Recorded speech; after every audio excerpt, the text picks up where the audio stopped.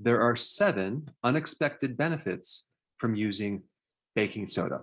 Now, most of you probably have baking soda in your refrigerator to help decrease odors. And you may also know that it's good for removing stains in your carpet and to use as a kitchen cleaner. But there's some other really interesting benefits that you probably didn't hear about. Now, what is baking soda? It is sodium bicarbonate. About 4 million years ago, in the area of Wyoming, there was a salty lake that dried up to form what is called trona deposits. And these deposits are basically sodium carbonate. So that's what they make sodium bicarbonate from, the sodium carbonate. So most of the baking soda sold in the world comes from this one place in Wyoming. So let's talk about number 1. You can use it as a teeth whitener because it does whiten your teeth, but it can also be used as a mouthwash to help reduce bacteria in your mouth, especially the ones that cause bad breath. Now, what's fascinating about this is that these microbes exist in a certain pH, and they cannot exist in different pHs. And so when you alkalize the mouth, you make an environment very difficult for certain acid bacteria to grow, as well as the bacteria that make tartar and plaquing. And so baking soda is really good to reduce plaquing in your teeth. And it can be used as a mild abrasive to help clean the teeth as well. So you just take a tablespoon of baking soda and a tablespoon of water, mix it up, and brush your teeth. All right, that's number 1. All right, number 2, you can use it as a natural deodorant.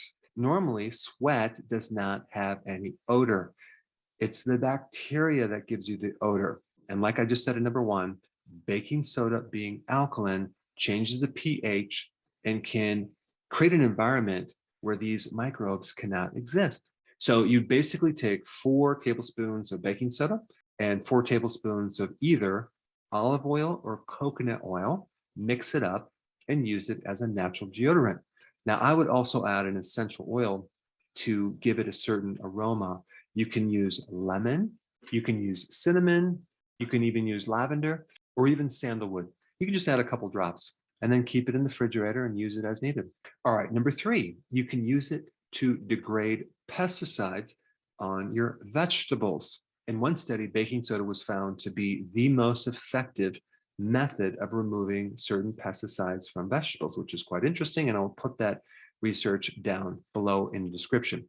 And so, of course, you want to buy organic, but if you can't always buy organic and they spray with a pesticide or maybe a chemical to kill worms, you can basically soak these vegetables in some baking soda for about 12 to 15 minutes and then rinse them off. And that's going to greatly help remove some of these chemicals from your vegetables. All right, number 4, itchy skin. Like, let's say, for example, you had a bee sting or some insect bite. You can apply baking soda directly on your skin to help greatly reduce itching. It can also help with poison ivy. All right, number 5, prolonged fasting. Okay, so let's say you're going to fast for 72 hours or longer. What happens is you're in such a state of ketosis that your body's going to be excessively acid. And so a little baking soda can help reduce that acidity. Now, you don't have to use much. I'm talking about maybe 1/8 of a teaspoon in some water. Drink it down, and that can help curb this acidity. Now, why is acidity bad? It's not really bad, but sometimes it can give you a certain odor in your breath that you may not enjoy or people around you might not appreciate.